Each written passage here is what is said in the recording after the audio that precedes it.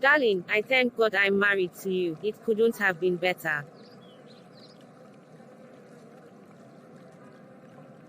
In fact, it couldn't have been better. Thinking that we have spent over 2 decades together despite all odds. I cherish every moment we have been together. It can only be God. Look at Jessica, our only daughter. She has grown up into a lady. I can only pray that God will get her right person. Like you, my dear. Even better than me. Oh, Mummy and Daddy are just too much. I pray God will give me a man like my dad.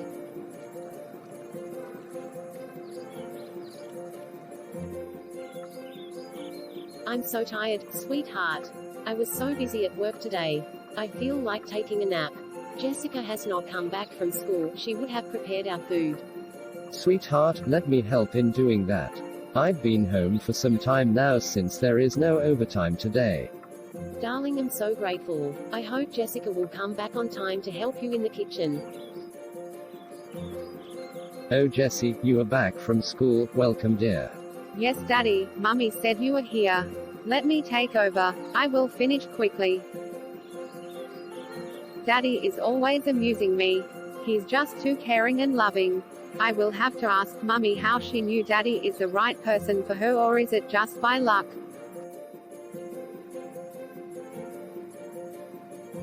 Mummy, you and Daddy make me feel like I should get married quickly. I envy you, Mummy. Daddy is such a gentle man, loving and so caring. Is it by luck or perhaps by chance that you got married to him? My dear, you don't have to envy me. Your own time will surely come. I didn't get your daddy by luck or by chance. God brought us together. But how, Mummy? You see, my dear, when I was like you, I prayed to God to give me somebody that will see me as the flesh of his flesh and the bone of his bone. My experience while growing up in a polygamous house, where fighting and quarreling among the wives of my father was the order of day, was scary.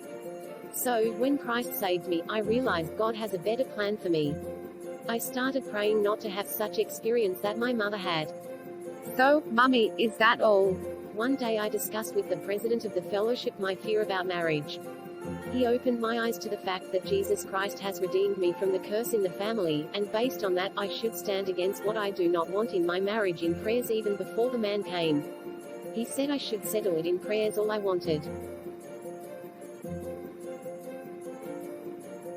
What else, Mummy? Eventually when brothers started coming. Mummy, you mean more than one brother came to propose? How did you handle them before settling down with Dad?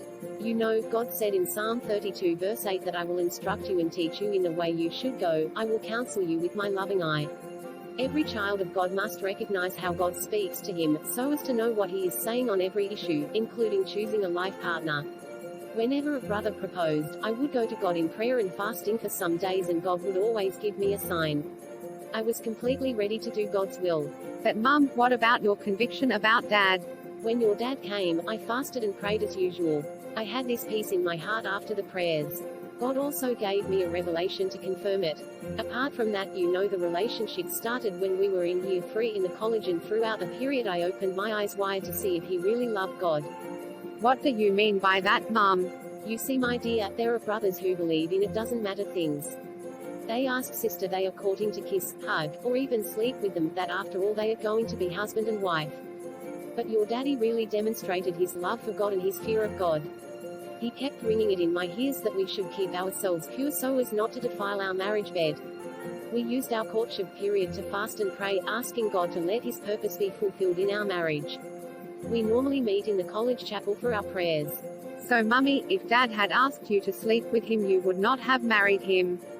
Yes, oh, you see, our pastor then said that the period of courtship is a period when partners should allow God to train and to discipline their body, and it is supposed to be a period of praying for the purpose of God to be established in the marriage. He said, if you are having sex to keep or to tie a brother down before marriage, you should not expect that man to be faithful to you in marriage.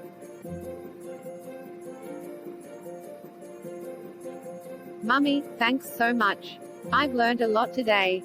May the Lord help me. The Lord will help you. Your dad and I have been praying for you, and we shall continue to do so.